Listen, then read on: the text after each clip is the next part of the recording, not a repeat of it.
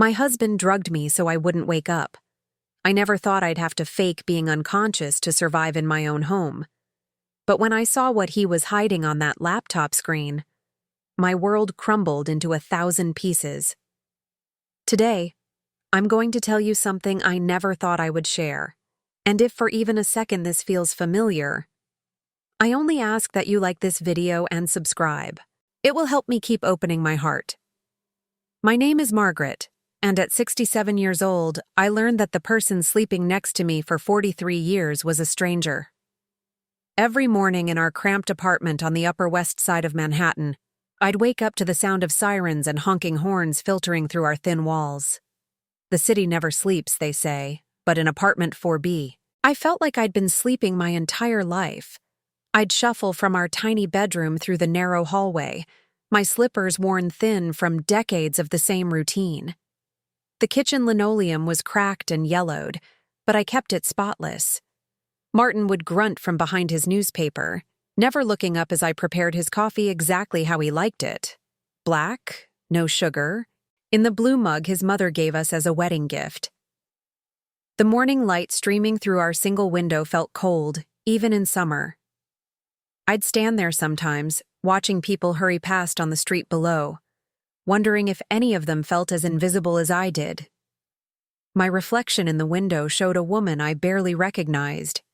Gray hair pulled back in the same bun I'd worn for 20 years, shoulders curved forward from carrying burdens I couldn't name. Martin worked as an accountant downtown, or so he told me. He'd leave every morning at 7:30 sharp, briefcase in hand, kissing my cheek with lips that felt like duty rather than love. But something had changed in recent months. He'd started coming home later, his clothes smelling of expensive cologne I'd never bought him. When I asked about his day, his answers grew shorter, his eyes more distant. Last Tuesday, everything shifted. I'd been feeling weak and dizzy for weeks, probably my blood pressure acting up again. When I asked Martin if he could drive me to Dr. Peterson's office on East 86th Street, he barely looked up from his phone. "I'll take care of it," he said. But there was something in his voice that made my stomach clench. Not concern, not even annoyance. It was calculation, cold and measured. That evening, as I sat on our faded couch watching the news, Martin brought me a cup of chamomile tea. He never made me tea. In 43 years of marriage, I could count on one hand the number of times he'd brought me anything without being asked. But I was tired, so tired, and the gesture felt like a small kindness in a desert of indifference. "Drink up," he said, settling into his recliner across from me. "You need to rest." The tea tasted bitter, more bitter than chamomile should, but I drank it anyway, grateful for any attention from the man who'd become a ghost in our home. Within minutes, my eyelids felt heavy. My vision blurred at the edges, and the familiar sounds of the city outside began to fade. But something in my gut screamed danger. Even as my body betrayed me, my mind fought to stay alert. I let my eyes close, let my breathing become deep and regular. But I wasn't really asleep. I was floating in that strange space between consciousness and oblivion, aware but unable to move. That's when I heard it, the soft click of Martin's laptop opening. Through barely parted eyelids, I watched him glance at my still form before turning his attention to the screen. His fingers moved across the keyboard with practiced ease, typing in passwords and clicking through pages with the familiarity of routine. What I saw next shattered every belief I'd held about my life, my marriage, my very identity. Bank accounts, multiple bank accounts, all in my name, all filled with money I'd never seen, never touched, never even knew existed. Hundreds of thousands of dollars, investment portfolios, stock market transactions, my name on documents I'd never signed, authorizing transfers I'd never approved. I'd spent 43 years clipping coupons, stretching every dollar, believing we were just getting by on Martin's modest accountant salary. I'd worked double shifts as a nurse at Mount Sinai Hospital for 25 years, my feet swelling in those white shoes, my back aching from lifting patients, all so we could make ends meet. I'd gone without new clothes, without vacations, without the small luxuries other women my age enjoyed, thinking we couldn't afford them. But we were rich. I was rich. At least on paper. The numbers on that screen made my head spin even through the fog of whatever he'd given me. There was so much money involved that part of it was even held in Bitcoin, cryptocurrency I didn't understand but recognized as valuable. Their wealth in dollars seemed endless, yet I'd been living like a pauper in my own life. As I lay there, pretending to be unconscious, memories flooded back like a dam breaking. All those nights Martin claimed to be working late. All those business trips I wasn't invited on. The way he'd handled all our finances, insisting I didn't need to worry about complicated money matters. The joint account he gave me access to, the one with just enough for groceries and household expenses, while he controlled everything else. I'd given him my entire life. My youth was spent working brutal 12-hour shifts in the hospital's cardiac unit, coming home to cook dinner and clean house while Martin watched television. When our children were small, David born in 1985, Lisa 2 years later, I'd worked nights so I could be home with them during the day. I never slept more than 4 hours at a stretch for years. When David broke his arm falling off his bicycle at age 8, it was me who sat in the emergency room for 6 hours, holding his little hand while he cried. Martin had been at the office, too busy to come even when I called 3 times. When Lisa had nightmares about monsters under her bed, it was my voice that soothed her back to sleep, my arms that held her until dawn. I'd forgiven Martin's distance then, telling myself he was working hard for our family's future. I'd made excuses for his coldness, his increasing absence from family events, his inability to remember anniversaries or birthdays. I thought I was being a good wife by not complaining, by not making demands. But lying there on our couch, watching him manipulate accounts full of money I'd never known about, I realized I hadn't been a good wife. I'd been a convenient one. I'd been controlled, managed, kept in financial darkness while he built a vast fortune by investing in stocks on the stock market, with money that legally belonged to both of us. The bitter taste in my mouth wasn't just from the drugs. It was the taste of 43 years of betrayal. Through my barely open eyes, I watched Martin's face as he transferred more funds, his expression focused and calculating. This wasn't the face of the young man I'd married in 1981, full of promises and dreams. This was the face of a stranger who'd been stealing from me, lying to me, keeping me dependent and ignorant while he played with millions. When he finally closed the laptop and went to bed, I lay there in the darkness of our living room for hours, my mind racing even as my body remained sluggish from whatever he'd put in my tea. The city's distant sounds, sirens, late-night conversations, the rumble of subway trains, seemed to echo the chaos in my heart. I thought about our wedding day, how handsome he'd looked in his rented tuxedo, how he'd promised to love and cherish me, to share everything with me. I thought about the photos on our refrigerator, faded snapshots of family vacations taken with a cheap camera, modest celebrations in this same small apartment, moments that had seemed precious then, but now felt like elaborate props in a play I didn't know I was performing. By the time the sun rose over Manhattan's skyline, I knew my life had been a lie. But more than that, I knew I had a choice to make. I could confront Martin, demand explanations, and probably watch him lie with the same skill he'd shown for decades. Or I could be smart about this. I could gather information, protect myself, and plan my escape from a marriage that had been a prison disguised as love. The next few weeks were the most difficult of my life. I had to pretend everything was normal while quietly investigating my own existence. I continued my routine, making Martin's coffee, preparing his meals, keeping our apartment clean. But now, every action felt like performance art. I was playing the role of the devoted wife, while my heart burned with betrayal and my mind raced with possibilities. I started small. During Martin's long days at the office, I searched through his home office, a converted closet where he kept filing cabinets I'd never been allowed to open. The locks were simple, the kind you could pick with a hairpin if you were determined enough. And I was very determined. What I found there made my discovery of the bank account seem like just the beginning. Investment documents dating back 20 years, real estate holdings in my name that I'd never seen, life insurance policies worth hundreds of thousands of dollars with me as the sole beneficiary, but also with me as the unknowing owner of massive wealth I'd never accessed. Martin hadn't just been hiding money from me. He'd been using my identity, my credit, my legal status as his wife to build an empire while keeping me in poverty. Every signature on every document looked like mine, but I knew I'd never signed anything. The implications made me sick.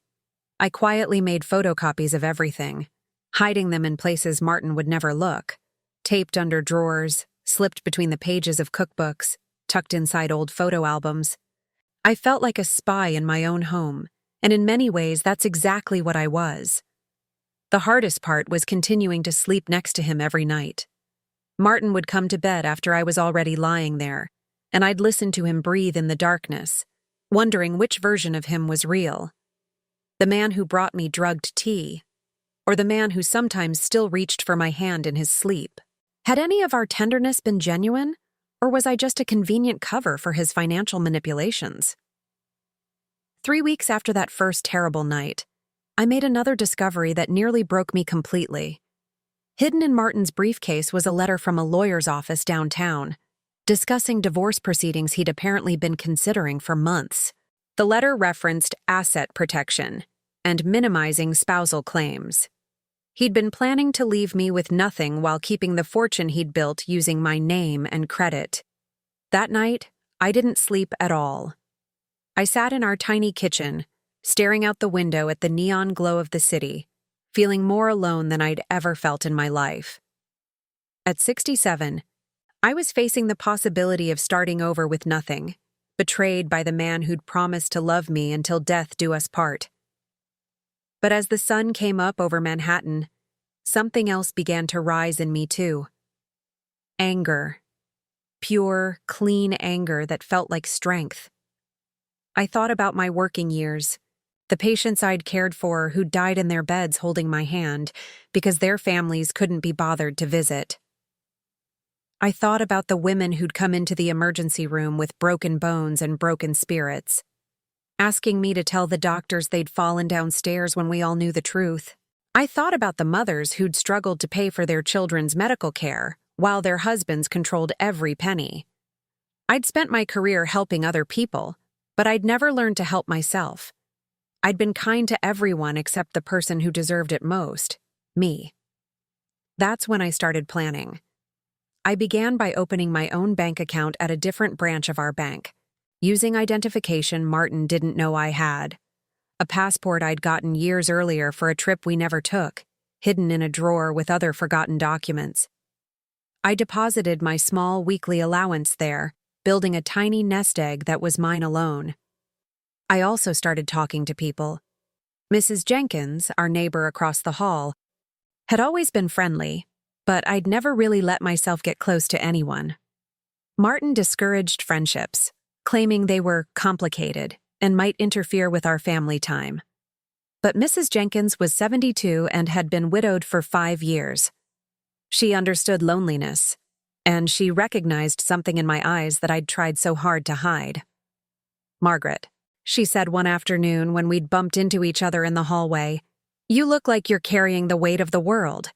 Would you like some coffee?" Her apartment was identical to ours in layout, but felt completely different. Where our home was dark and cramped, hers was bright and welcoming.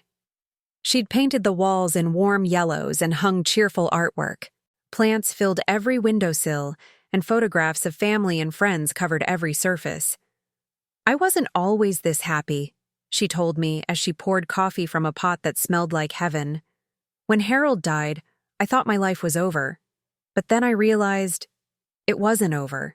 It was just beginning. For the first time in 50 years, every decision was mine to make."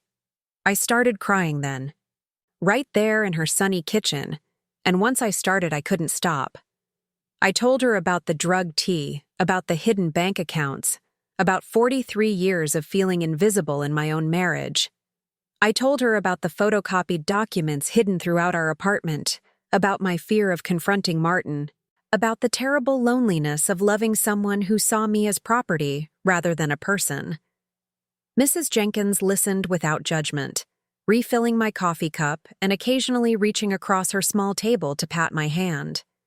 When I finished talking, she was quiet for a long moment. "Margaret," she finally said, "you have two choices. You can keep living this lie until it kills you, or you can decide to save yourself. No one else is going to do it for you."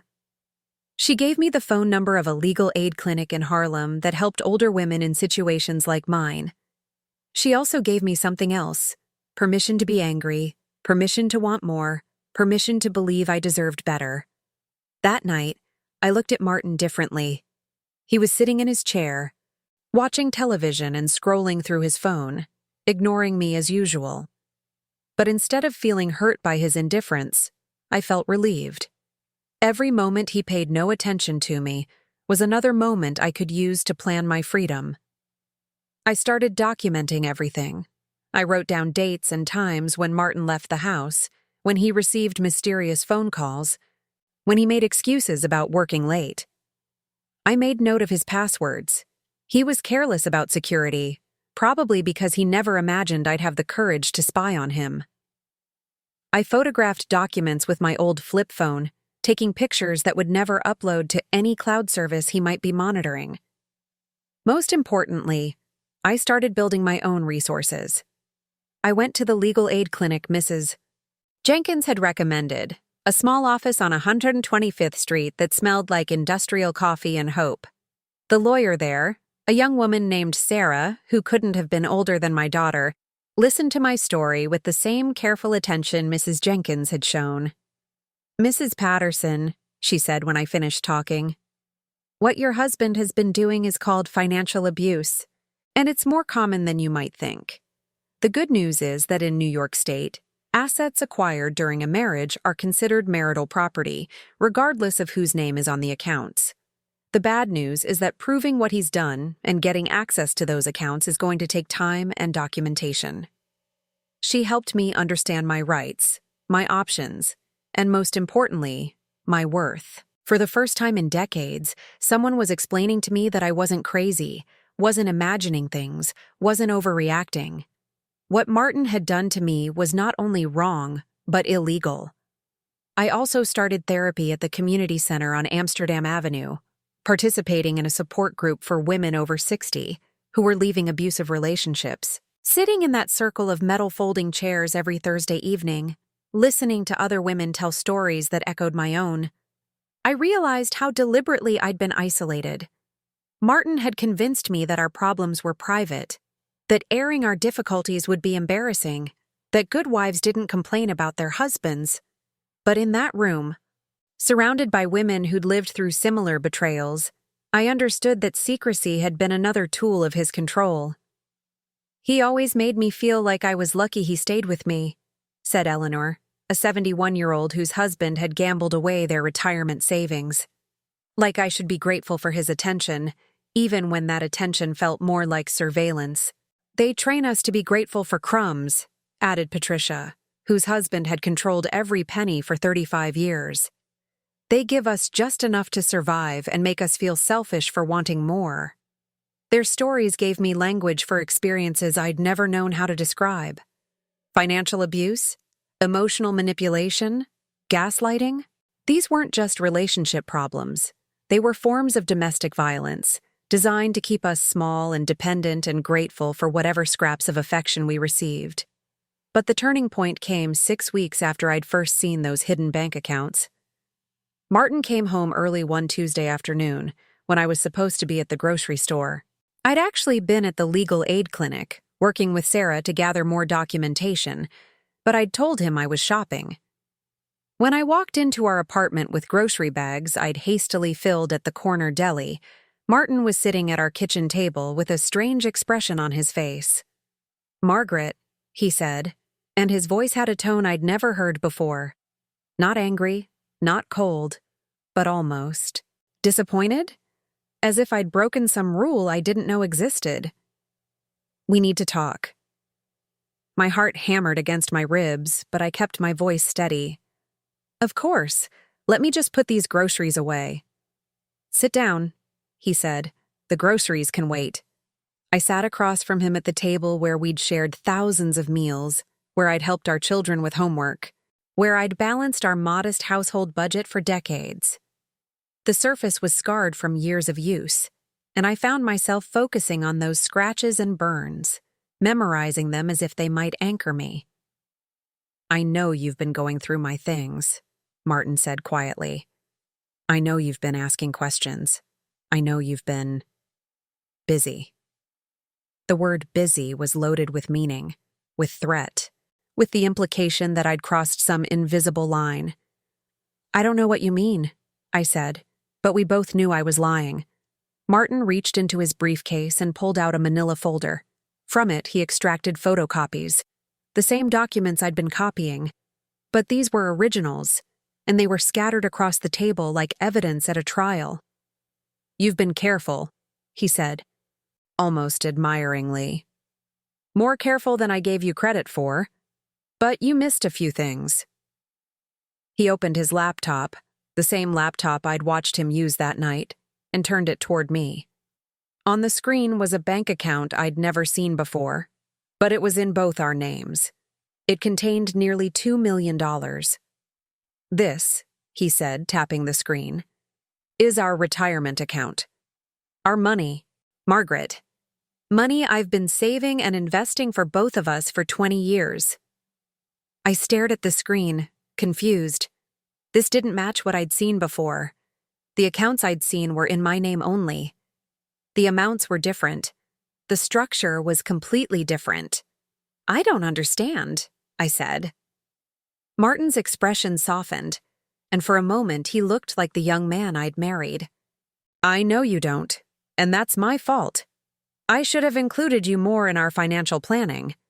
But Margaret, what you've been doing, going through my private papers, copying documents, talking to lawyers, that's not the way to handle this. He reached across the table and took my hand. His touch felt familiar and foreign at the same time.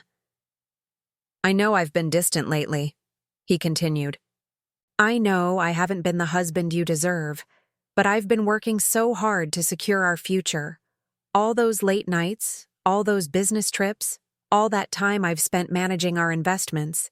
It's all been for us. For you. I looked at his face, searching for signs of the deception I'd witnessed, but Martin seemed sincere, seemed hurt that I'd doubted him. The bank account on the screen showed both our names clearly. The amount was substantial enough to provide security for the rest of our lives. But I saw other accounts, I said slowly. Accounts just in my name. Accounts you were accessing while I was. I couldn't bring myself to say while I was drugged. Martin frowned, genuine confusion crossing his features. Margaret, are you feeling all right? You've seemed disoriented lately. Sometimes at night you talk in your sleep and it doesn't make much sense. That's when the doubt crept in. Had I imagined what I'd seen that night? Had the medication for my blood pressure affected my memory? Was it possible that my growing resentment toward Martin had made me paranoid, made me see conspiracies where none existed? The tea, I whispered. You drugged my tea. Martin's expression changed to concern, the kind of gentle worry you'd show for someone who was obviously unwell. Margaret, honey, I brought you chamomile tea because you were agitated. The same tea you drink every night. The same tea you asked me to make because you said your hands were shaking too much to handle the hot pot. I hadn't asked him to make tea. I was sure I hadn't. But as I sat there, trying to remember exactly what had happened that evening, the details felt slippery, uncertain. Had I asked him to help me? Had I been more confused than I'd realized? I think, Martin said gently, that we should make an appointment with Dr. Peterson. You've been under a lot of stress lately, and sometimes stress can affect memory, perception. He was so reasonable, so caring, so concerned about my well-being. The Martin sitting across from me bore no resemblance to the calculating stranger I thought I'd observed that night. This Martin was worried about his wife's mental health, hurt by her accusations, willing to forgive her suspicious behavior because he loved her. But something deep in my chest, some instinct honed by 67 years of living, told me not to trust this reasonable version of events. Even if I couldn't prove it, even if the evidence was confusion and shadows, I knew something was wrong. I'd felt wrong for years, and that feeling deserved respect even if I couldn't articulate its source. "Okay," I said finally. "I'll make an appointment with Dr. Peterson. But Martin, I still want to understand our finances better. I want to be more involved in our money decisions." Relief flashed across his face. "Of course. You should have been involved all along. We'll sit down this weekend and go through everything together. No more secrets." That night, I lay next to Martin listening to him breathe, but I didn't sleep. Something about our conversation felt choreographed, too neat, too convenient. The bank account he'd shown me was real. I'd seen enough documentation to recognize authentic statements. But it didn't explain away everything I discovered over the past weeks. More than that, it didn't explain away 43 years of feeling diminished, controlled, kept in the dark about decisions that affected my life. Even if Martin's financial management had been well-intentioned, even if I had misunderstood what I'd seen that night, the fundamental problems in our marriage remained. I was 67 years old, and I'd never made a major decision without Martin's input. I'd never bought anything expensive without his permission. I'd never even gone on a trip by myself. Whatever the truth about our bank accounts, the truth about my independence was clear. I had none. The next morning, I called Dr. Peterson's office and made an appointment. But I also called Sarah at the legal aid clinic. "He showed me a bank account with both our names on it," I told her. $2 million. "He says he's been investing for our retirement, that he wants to include me more in financial decisions." Sarah was quiet for a moment. "Mrs. Patterson, that's good news if it's true. But it doesn't change the fact that you've been kept in the dark about your own financial situation for decades. And it doesn't change the fact that you deserve to have independent access to assets and information." She was right. Even if Martin's explanation was honest, even if he'd been protecting rather than deceiving me, I'd still been treated like a child for most of my adult life. I'd still been denied basic financial literacy and independence. I'd still been made to feel grateful for information about my own money. "What do you want to do?" Sarah asked. That question stopped me cold. What did I want to do? For 43 years, the question had always been what Martin wanted, what our children needed, what was best for the family. I couldn't remember the last time someone had asked me what I personally wanted. "I want to understand what's real," I said finally. "I want to make sure I'm not losing my mind, and I want to make sure that whatever happens, I can take care of myself." So I did both things. I went to Dr. Peterson for a complete physical and mental health evaluation. I also continued working with Sarah to understand my legal rights and financial options. I kept attending the support group at the community center. I kept building my friendship with Mrs. Jenkins. The medical tests came back normal. My blood pressure was slightly elevated, probably from stress, but there were no signs of dementia, no indication of medication interactions that might cause confusion or memory problems. Dr. Peterson, who'd been my physician for 15 years, confirmed that my mental faculties were sharp and my concerns about my marriage were legitimate. "Margaret," she said during our follow-up appointment, "I've known you for a long time. You're one of the most grounded, realistic people I treat. If you feel something is wrong in your situation, trust that instinct. Even if you can't prove it, your feelings are valid and deserve attention." That validation meant everything. After weeks of questioning my own perceptions, having a medical professional confirm that I wasn't imagining problems gave me the confidence to keep investigating. Meanwhile, Martin kept his promise to include me more in our financial discussions. The following Saturday, he spread papers across our kitchen table and walked me through various accounts and investments. Everything he showed me looked legitimate. The amounts were substantial. Our future looked secure. But I noticed what he didn't show me. He focused on joint accounts, retirement funds, investments that clearly belonged to both of us. He didn't mention the individual accounts I'd seen, the ones that had been exclusively in my name. When I asked about them specifically, he looked confused. "I'm not sure what you're referring to," he said. "All our major assets are joint assets. That's how marriage works." Either I'd been hallucinating, or Martin was lying with remarkable skill. Given that my medical evaluation had ruled out mental illness, and given that I'd photographed some of the documents I'd found, I was increasingly convinced that Martin was not being truthful. But proof remained elusive. The documents I'd copied were no longer in the places where I'd found them. Martin's filing cabinet had been reorganized, and many papers had apparently been removed. His laptop now required a password I didn't know. Even his briefcase, which had been carelessly left open in the past, was now carefully secured.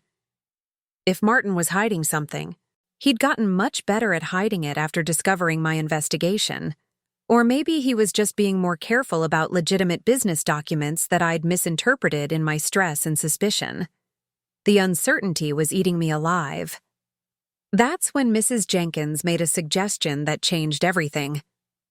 "Margaret," she said one afternoon as we sat in her sunny kitchen, "what if you stopped trying to prove what Martin did or didn't do?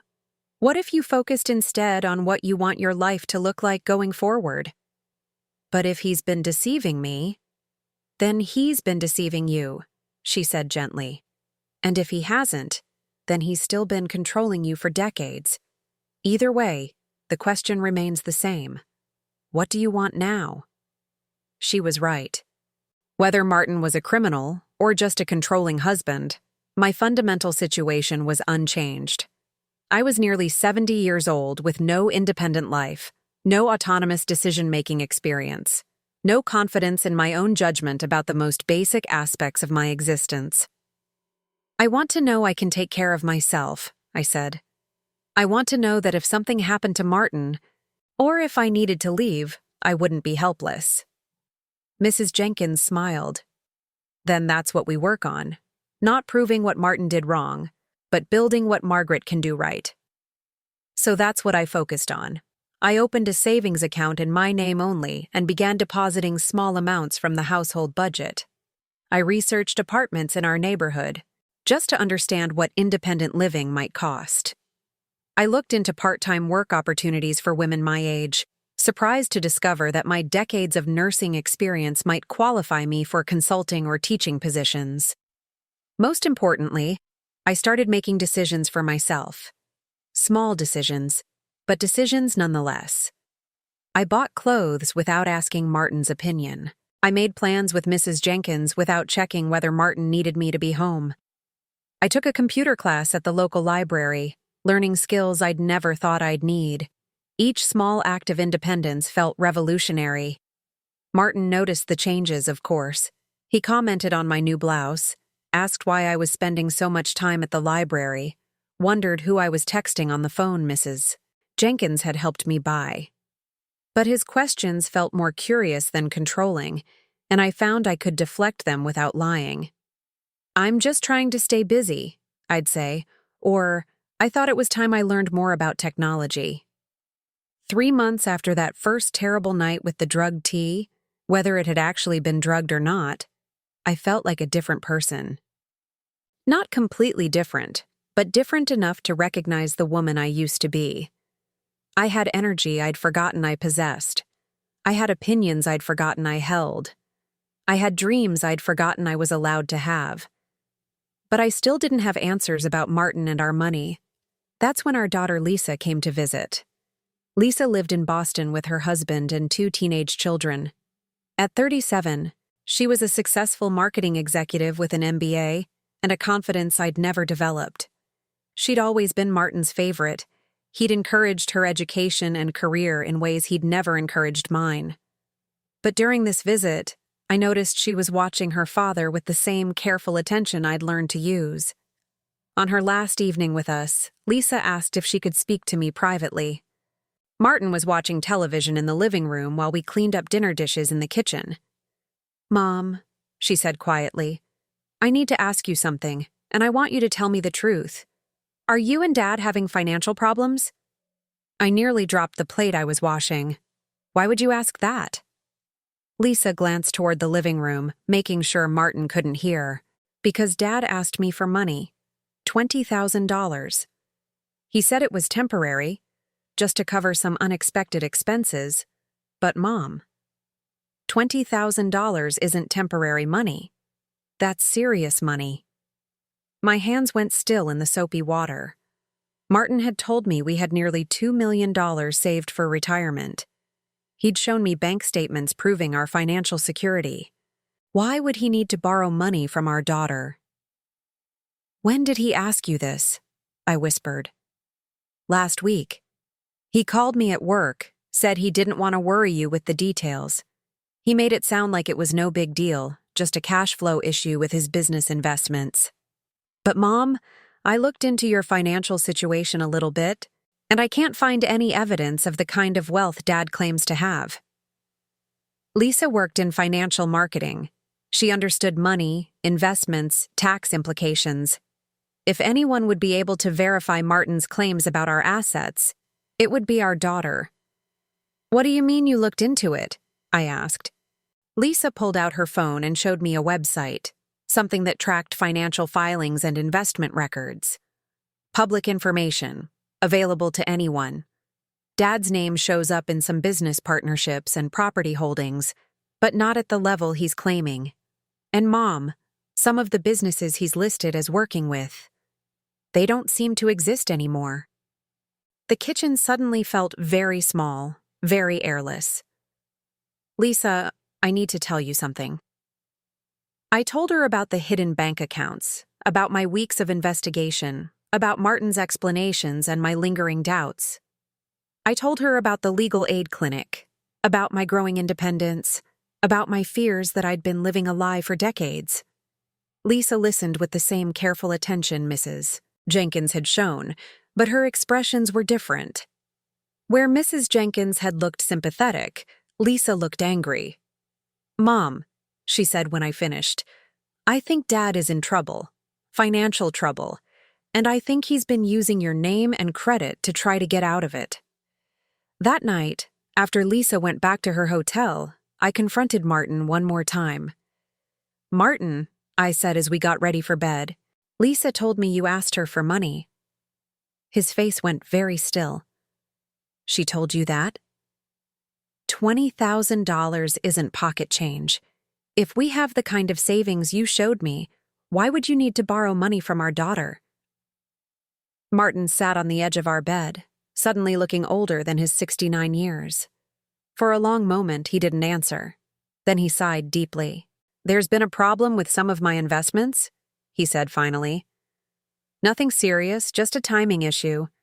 I needed some quick cash to avoid penalties while I moved money between accounts." "What kind of penalties?"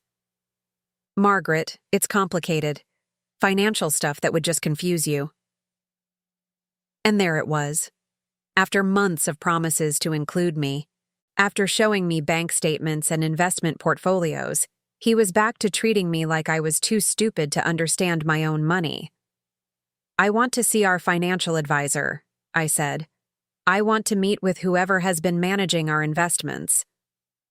Martin's jaw tightened. "That's not necessary." "Then I want to see our tax returns, all of them, for the past 5 years." "Margaret, you're being paranoid again." "Then prove me wrong. Show me the papers. Introduce me to the people. Stop telling me I'm too fragile or too stupid to understand my own financial situation." We stared at each other across our small bedroom, and I saw something I'd never seen before in Martin's eyes. Fear. Not concern for my mental health, not frustration with my questions. Fear of being discovered. "I'll think about it," he said finally. But I was done thinking about it.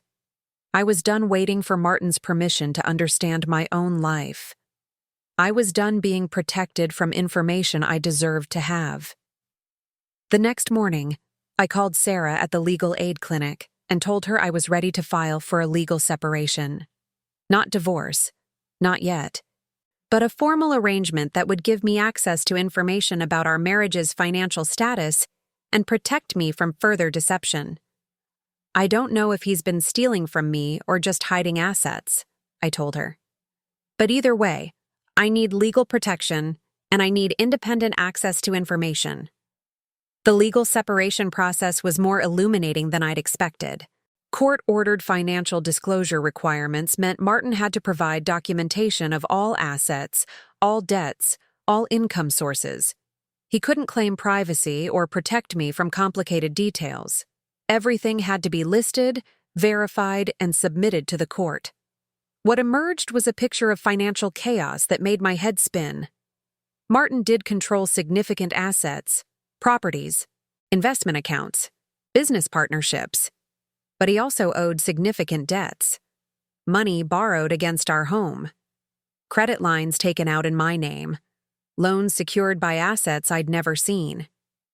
The net worth was positive, but barely, and much of it was tied up in investments that might or might not pay off.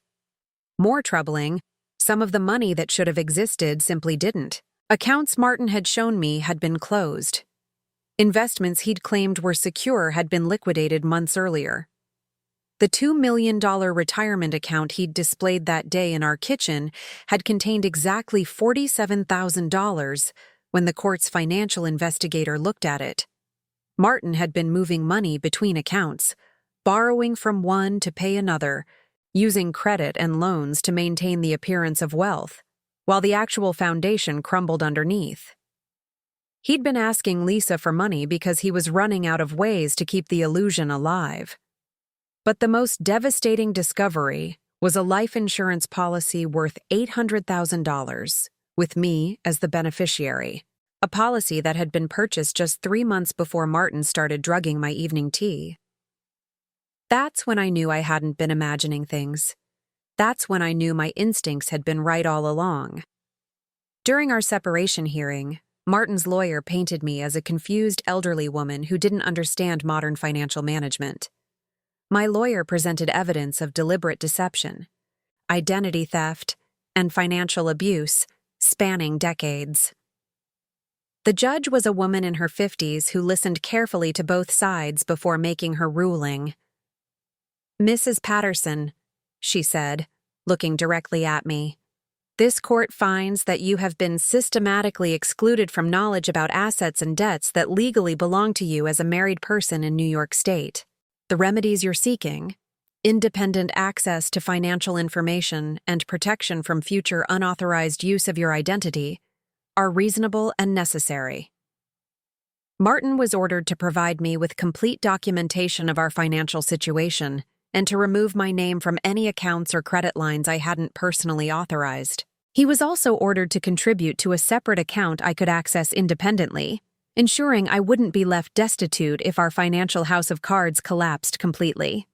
But more than the legal victories, what mattered most was the moment I walked out of that courthouse knowing I'd trusted my own perceptions and been proven right. I was not crazy. I was not imagining things. I was not too stupid to understand my own life. That evening, Mrs. Jenkins took me out to dinner at a small Italian restaurant near our building. It was the first time in 43 years I'd eaten at a restaurant without Martin. "How does it feel?" she asked as we shared a bottle of wine neither of our husbands would have approved of. "Terrifying," I said honestly, "but also free." "Yes, free." We talked late into the evening about the future, about possibilities I'd never considered, about the difference between being alone and being lonely. Mrs. Jenkins had been both, and she helped me understand that they weren't the same thing. "When Harold died," she said, "I was alone but not lonely. When he was alive but checked out, drinking too much, ignoring me, making me feel invisible, I was lonely but not alone. Alone can be peaceful. Lonely is always painful." I realized I'd been lonely for decades, even with Martin sleeping next to me every night. The prospect of being alone felt scary, but not necessarily sad. That night, back in our apartment, Martin was waiting for me in the kitchen. He looked smaller somehow, diminished by the legal proceedings and the exposure of his deceptions. "Margaret," he said, "I want to explain."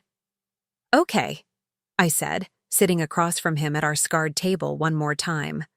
"I never meant to hurt you. Everything I did because I was trying to protect you, protect us."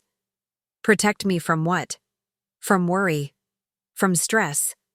From having to understand how complicated money can be." I looked at him sitting there, this man who'd shared my life for more than 4 decades, and I felt something I hadn't expected. Pity. "Martin," I said gently, "I was a cardiac nurse for 25 years. I managed life and death situations every single day. I think I could have handled knowing about our bank accounts." He was quiet for a long moment. Then, almost inaudibly, he said, "I was ashamed." "Ashamed of what?" "Of how badly I'd messed up. Of how much debt I'd accumulated trying to make us rich. Of how I'd gambled with our future and lost." Finally, the truth. Not the whole truth, probably, but enough truth to explain the lies, the secrecy, the desperate attempts to maintain control. "When did it start?" I asked. "Years ago. Maybe 10 years. I made some bad investments, and instead of telling you and cutting our losses, I kept trying to fix it. I kept borrowing money to invest more, thinking if I could just get one big win, everything would be okay." "And the life insurance policy?" Martin's face crumbled. I wouldn't have. "Margaret, I was desperate. But I wasn't planning to hurt you. The insurance was just in case." "In case of what?" I wanted to ask, but I wasn't sure I could handle the answer. "The tea," I said instead. "That first night when I got so dizzy." Martin looked down at his hands. "I gave you a sleeping pill, just a mild one. I needed time to move some money around, and I was afraid you'd see me on the computer and ask questions." "So you drugged me." "I gave you something to help you sleep," he said, as if the distinction mattered. "Without my knowledge, without my consent. That's drugging, Martin." He nodded slowly. "Yes, it is." We sat in silence for several minutes, listening to the sounds of the city outside our window. Sirens, car horns, late-night conversations, the soundtrack of 8 million people living their lives, most of them probably more honestly than we'd been living ours. "What happens now?" Martin asked finally. "I don't know," I said. "I need time to think. Time to figure out what I want my life to look like." "Do you want me to leave?" The question hung in the air between us. 6 months earlier, I would have said no automatically, would have been terrified by the prospect of Martin leaving. But now, the idea felt more like possibility than abandonment. "I think that might be best," I said. "At least for now." Martin started to argue, started to make promises about honesty and inclusion and change, but I held up my hand to stop him. "Martin, I need to figure out who I am when I'm not taking care of you. I need to know I can trust my own judgment, make my own decisions, take care of myself. I can't do that while I'm also managing your feelings about our separation." 3 weeks later, Martin moved into a small studio apartment across town. Our legal separation became official. I kept our apartment, which was in both our names, and Martin kept most of the debt he'd accumulated trying to get rich quick. The first night alone in our apartment, my apartment now, I walked through every room, touching familiar objects and seeing them differently. The kitchen table where we'd had so many difficult conversations. The couch where I'd pretended to be unconscious while he betrayed my trust. The bed we'd shared for 43 years, where I'd spent so many nights lying awake wondering why I felt so empty. Everything looked the same, but everything felt different. I called Lisa to let her know what had happened. She wasn't surprised. "Mom," she said, I've been worried about you for years. You seemed so small, like you were disappearing a little more every time I visited. Do you think I'm doing the right thing? I think you're doing the brave thing. And sometimes that's the same as the right thing, and sometimes it's not, but it's always worth doing. Our son David had a harder time with the separation. He called me the day after Martin moved out, his voice tight with frustration. Mom, you're 70 years old. Why are you breaking up our family now? David, I'm not breaking up our family. I'm trying to save what's left of myself. Dad made some mistakes, but he was trying to provide for you. He loves you. I believe he loves me, but love isn't enough if it comes with lies and control and being treated like a child. David didn't understand, might never understand. He'd grown up seeing Martin as the responsible one, the provider, the decision-maker. He'd internalized the same attitudes that had kept me small for so many years. But Lisa understood. She started calling me every Sunday, not to check on my welfare but to hear about my adventures. Because that's what my new life began to feel like, an adventure. I bought a smartphone and learned to use navigation apps. I took the subway to parts of Manhattan I'd never visited, even after living in the city for 20 years. I went to museums by myself, ate lunch at small cafes, struck up conversations with strangers. I also started working again, not full-time nursing, my back couldn't handle the physical demands anymore, but I began doing volunteer work at a clinic in the Bronx that served elderly immigrants. My Spanish was rusty but functional, and my nursing skills translated perfectly to helping people navigate the healthcare system. The work felt meaningful in a way my marriage hadn't for years. I was using my expertise to solve problems, to help people who genuinely appreciated my assistance. I wasn't just serving someone because they expected it.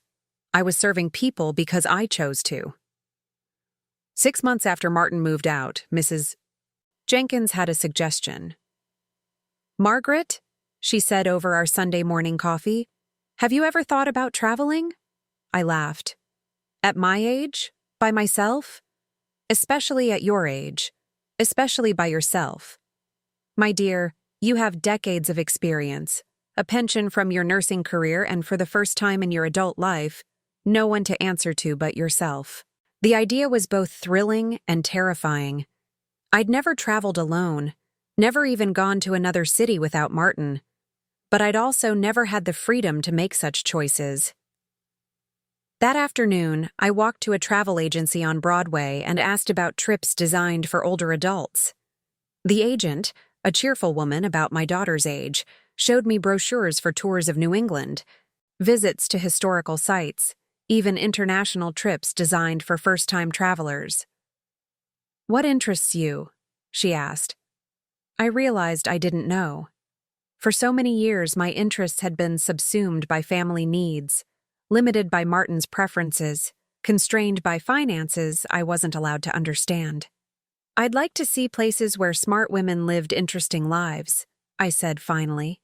She smiled and pulled out a brochure for a literary tour of New England, Louisa May Alcott's home in Massachusetts, Emily Dickinson's house in Amherst, Edith Wharton's estate in the Berkshires.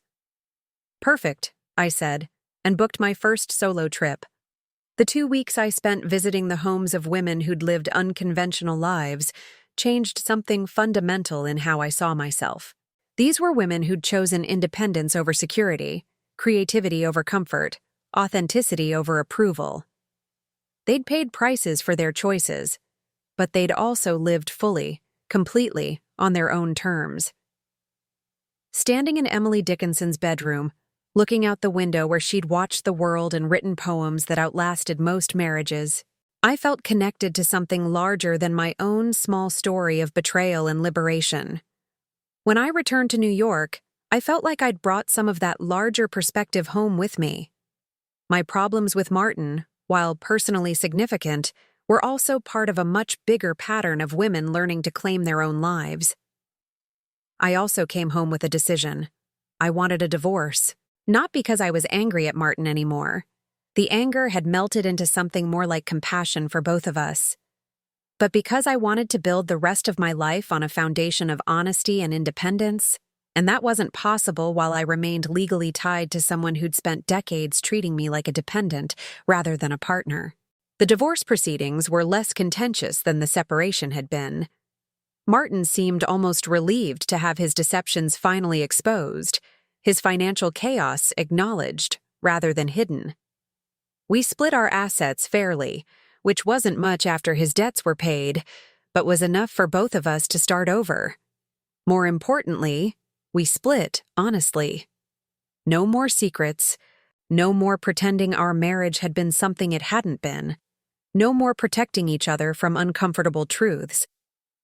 At our final court hearing, Martin approached me in the hallway outside the courtroom. "Margaret," he said, "I want you to know that leaving me was the smartest thing you ever did." It was perhaps the most honest thing he'd said to me in years. "I hope you'll be happier now," I replied, and I meant it. I hope we both will be. On my 71st birthday, my first birthday as a divorced woman, Lisa visited from Boston and took me out for an elaborate dinner at a restaurant Martin would have considered too expensive and too fancy for people like us. "How does it feel?" she asked, raising her glass of wine to toast another year of my life. "Like I'm finally old enough to know what I want," I said, and we both laughed. But it was true. At 71, I felt younger than I had at 50. I had energy, curiosity, plans for the future. I was learning photography, taking cooking classes that featured cuisines Martin would never have tried, reading books that challenged my assumptions about age and possibility. I was also building relationships based on genuine connection rather than obligation. My friendship with Mrs. Jenkins had deepened into something like sisterhood. I'd met other women through my volunteer work, my classes, my solo travels. For the first time in my life, my social circle was chosen rather than assigned, and I was building a relationship with myself, learning what I liked, what I wanted, what made me laugh, what made me feel alive, discovering that I had opinions about art, preferences about food, dreams about places I wanted to visit, and things I wanted to try. The woman I'd become bore little resemblance to the woman who'd sat in that courtroom 3 years earlier, confused and diminished by decades of being managed rather than loved. Martin and I exchanged Christmas cards now, polite updates on our separate lives. He'd found a studio apartment he could afford and was working part-time doing tax preparation during busy season. He was seeing a therapist to address his gambling addiction and his tendency to handle problems through deception rather than communication. I was genuinely glad he was getting help, genuinely hoped he'd find peace, but I was also genuinely grateful to be observing his progress from a distance rather than being responsible for managing it. Because that was what I'd learned finally, at the age of 71. Love should enhance your life, not consume it. Partnership should make you more yourself, not less. And it's never too late to choose authenticity over comfort, truth over familiar lies, independence over security that comes at the price of your own identity.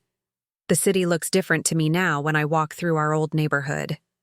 The same buildings, the same streets, but I see them through eyes that belong to someone who chooses to be here, rather than someone who's trapped here.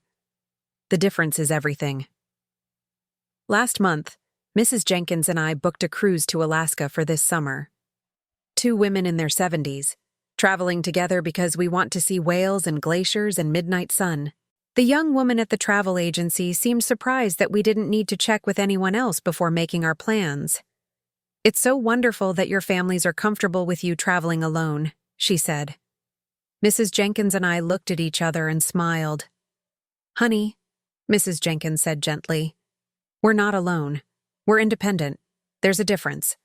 And there is. There's all the difference in the world. Today, as I sit in my bright kitchen, I painted it yellow after Martin moved out, writing this story, I can see the Manhattan skyline through my window. The city stretches out before me like a promise of adventures I haven't had yet, people I haven't met yet, experiences I haven't imagined yet. at 73 now. I know something I didn't know at 67. It's never too late to save your own life. It's never too late to choose truth over lies, authenticity over approval, your own voice over someone else's script for who you should be. If you're listening to this story and feeling trapped, feeling invisible, feeling like you've lost yourself in service to people who don't truly see you, please know that your feelings are valid. Your instincts deserve respect, even when everyone around you questions them. Your life has value beyond what you can provide to others.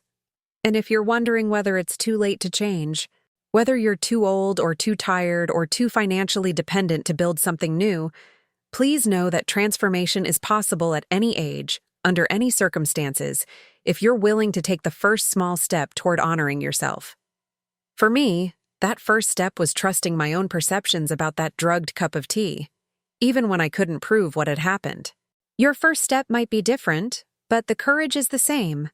The courage to believe you deserve better than you're getting, deserve honesty rather than protection from the truth, deserve to be a protagonist in your own story rather than a supporting character in someone else's. Your life belongs to you, all of it.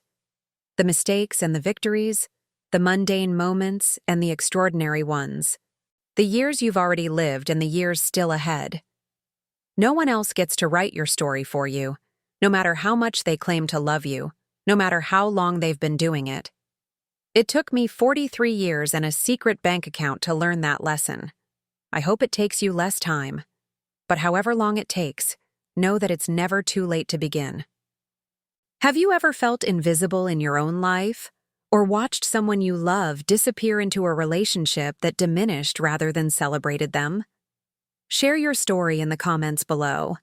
Sometimes the most powerful thing we can do is witness each other's courage to choose authenticity over comfort. If this story touched something in your heart, please like this video and subscribe to help me keep opening my heart to the stories that matter. Together, we can remind each other that it's never too late to come home to ourselves.